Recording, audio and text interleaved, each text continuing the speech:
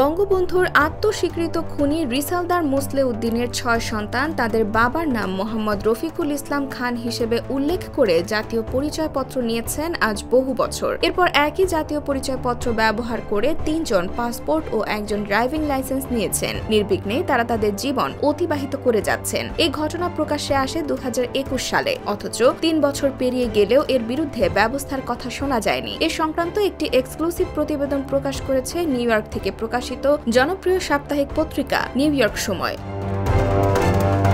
প্রতিবেদনে উল্লেখ করা হয়, ১৯৭৫ সালের ১৫ আগস্ট জাতির জনক বঙ্গবন্ধু শেখ মুজিবুর রহমানের বাড়িতে নৃশংসভাবে হত্যাযজ্ঞ চালানো দলটির সামনে ছিলেন মোসলেউদ্দিন। এরপর থেকে ১৯৯৬ সালে আওয়ামী লীগ ক্ষমতায় আসার পর বঙ্গবন্ধু হত্যাকাণ্ডে বিচার শুরু করলে আত্মগোপনে চলে যান রিসালদার মোসলেউদ্দিন। এখনও তার অবস্থান নিয়ে সঠিক কোনো তথ্য নেই।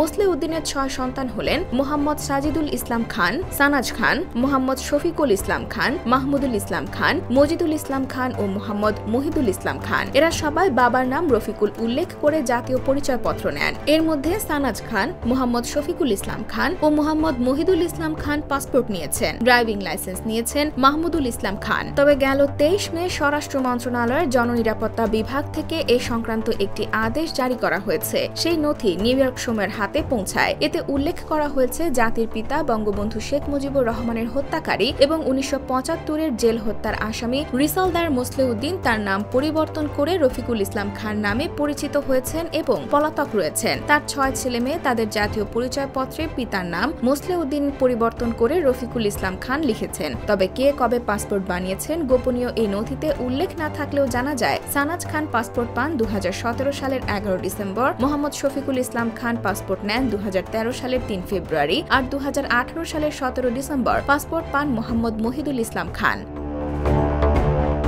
গোপনীয় সেই নথিতে বলা হয়, রিসালদার মোসলেউদ্দিনের ছেলে মেয়ে কর্তৃক জাতীয় পরিচয়পত্র, পাসপোর্ট এবং অন্যান্য জাতীয় ডাটাবেজে পিতার নাম পরিবর্তনের বিষয়টি রাষ্ট্রের নিরাপত্তার জন্য হুমকি স্বরূপ। বিষয়টি আমলে নিয়ে তদন্তপূর্বক প্রয়োজনীয় আইনানুগ ব্যবস্থা নেওয়ার অনুরোধ জানানো হয়। এটি পাঠানো হয় নির্বাচন কমিশন সচিব বরাবর। অর্থাৎ মোসলেউদ্দিনের নাম পরিবর্তন করে যে তার সন্তানরা জাতীয় পরিচয়পত্র, পাসপোর্ট এবং লাইসেন্স করেছেন, সেগুলো বাতিল বা পরিবর্তন হবে কিনা তার ব্যবস্থা নেওয়ার কথা বলা হয়েছে।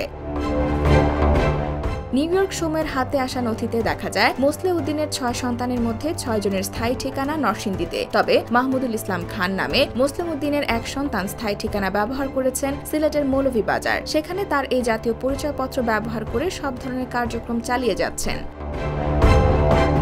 কত বছর ধরে তারা মোসলেউদ্দিনের নাম পরিবর্তন করে রফিকুল ইসলাম খান ব্যবহার করছেন তা সরকারের পক্ষ থেকে জানানো হয়নি। কিন্তু বিভিন্ন সময় মোসলেউদ্দিনের সন্তানরা দাবি করছেন, তাদের জন্মের পর থেকেই বাবার নামের জায়গায় রফিকুল ইসলাম খান ব্যবহার করা হয়েছে। কেন এমনটা হয়েছে তার কোনো উত্তর দেননি।